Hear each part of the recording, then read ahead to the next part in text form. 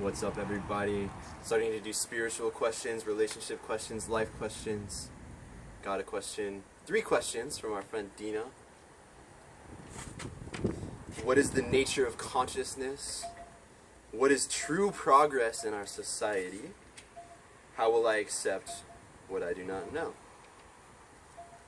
So I'm going to go through those, and it's also really interesting how they all really tie together. So in a sense, it's like the answer for all 3 of the questions. Going back to the root of the why of the questions sort of reveals one answer, is what I've kind of discovered. So, what is the nature of consciousness? Well, you know, it's funny because really neither one of those, nature it's being one and consciousness being, which they are the same, but just for the sake of this conversation, nature and consciousness being separate, it's really not something you can even really talk about or put into words. The first thing that comes to mind is this old saying that goes, consciousness dreams in the rock, consciousness sleeps in the plant, or dreams in the plant, consciousness awakens in the animal, and consciousness awakens to itself in the human.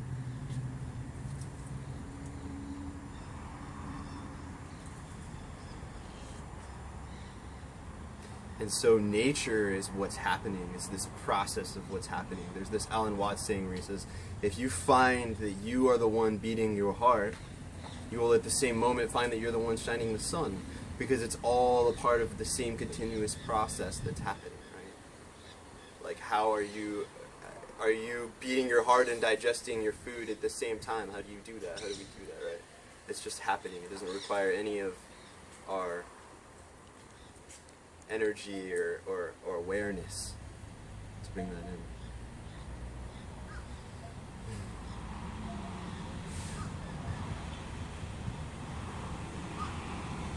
And I really, sometimes in these videos there's going to be like little moments of silence, because I really want to speak from a place of spirit speaking through me instead of just some regurgitated or some sort of knowledge, because that's the ultimate thing that is true anyway and that everybody wants to hear, you know. So nature of consciousness, the first thing that I would say to go back to the root of that question would be really to, on a logical level, wanting to understand that, or maybe free yourself from trying to understand it so that it can be an experience. First of all, Power of Now by Eckhart Tolle is like a fundamental book for just understanding consciousness, awareness, what it is. And then also listening to hours and hours of Alan Watts lectures. He just breaks it down in such a way that we can start to let go of what we have and hear about what it is, right? Because behold, I am, right? That is the thing that people say of the consciousness of that I am. I am is the awareness, right? When I say I am Ishmael, or I am Jimmy, or I am this person, or I do this, or you know, I am a philosopher, or I am this, or I'm a teacher, or whatever, it's all ego, right? Or those things that we do, right?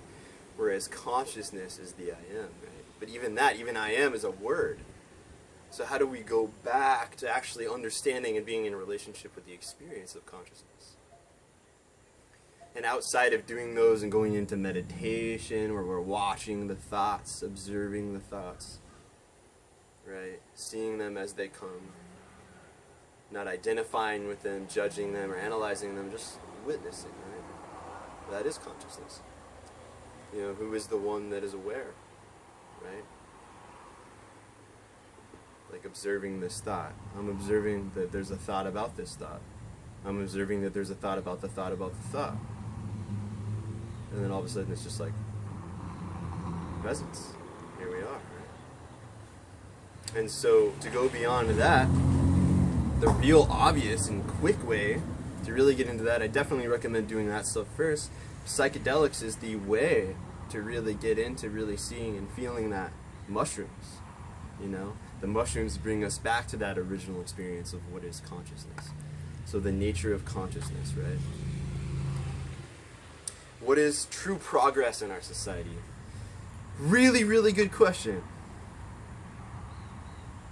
There's a saying by Alexander Lowen where he says we value in our society 3 things: power, possessions, and progress. Those are the things that we have been conditioned to value in our society, that we are sort of our motivation that we're moving towards, right?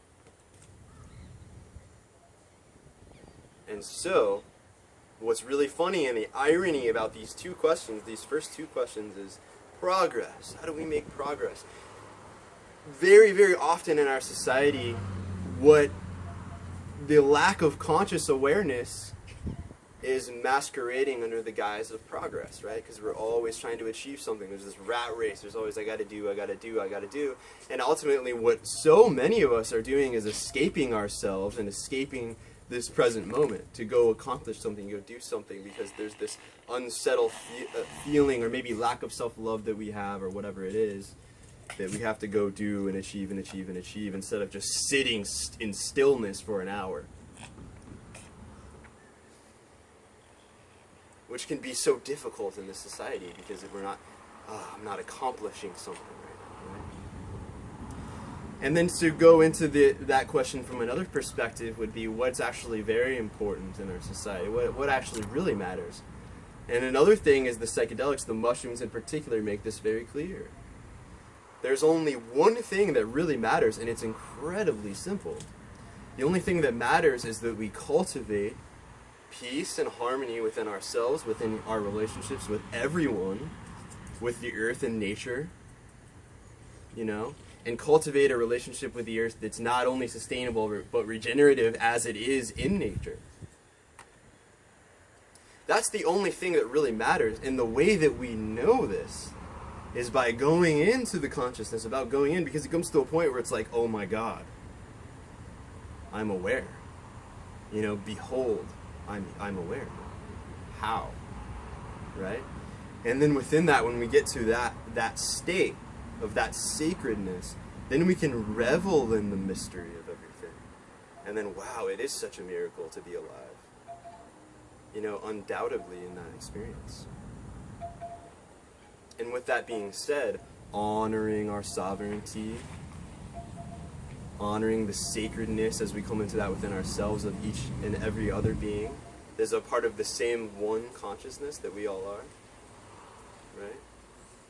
And that's another thing about going into this, going into that meditation, going into the psychedelics, going into the root of consciousness, is that we see that that's how we're one, right? We're one in the sense that consciousness is I am, and happens to be manifesting in all of these different forms, just as there is the sun in the sky and all of the stars in the sky, right?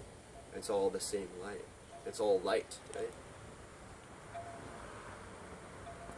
And so the reason why that's so important as far as progress in society goes, and really cultivating a relationship with it where there's not such anxiety about having to get there. Nothing in nature is so fast to want to get to this point, right? Nature takes its time. Nature has cycles. Enjoying it, right? We're not here to be all anxious and all of this stuff all of the time. It's to enjoy. We're here, right?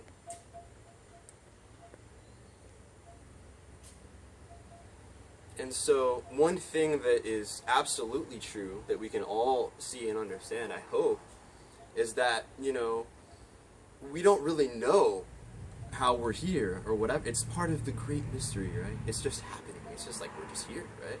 How? And there's all these theories about how we got here, the Big Bang, and there's all of these different religions and whatever. However, none of them are grounded in actual experience. So if we even imagine that we're the first human, this is a great meditation in itself. If we imagine that we're the first human ever on the planet, just here, before any language, before anything like that, what is it like just to be?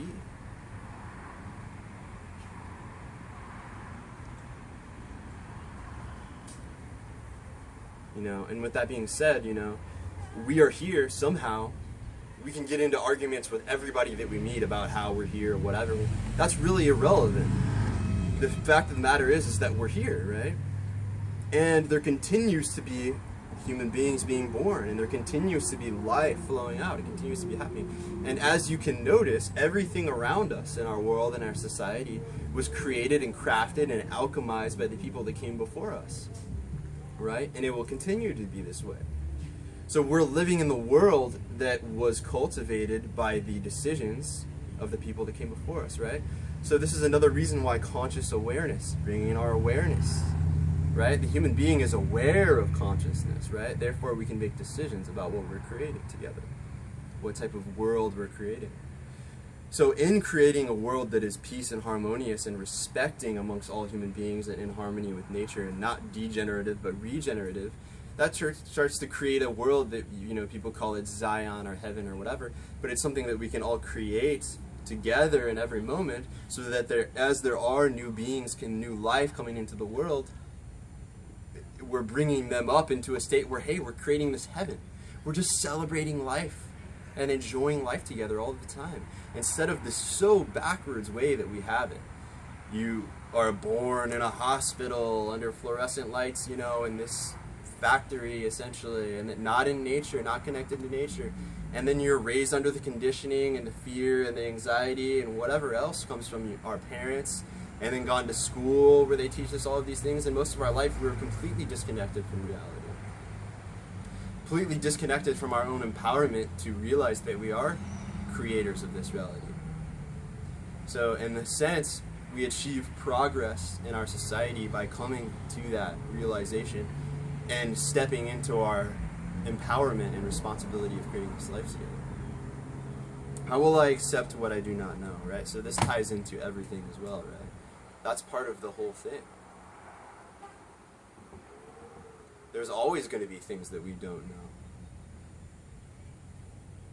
And really going into it as a divine play, a divine mystery.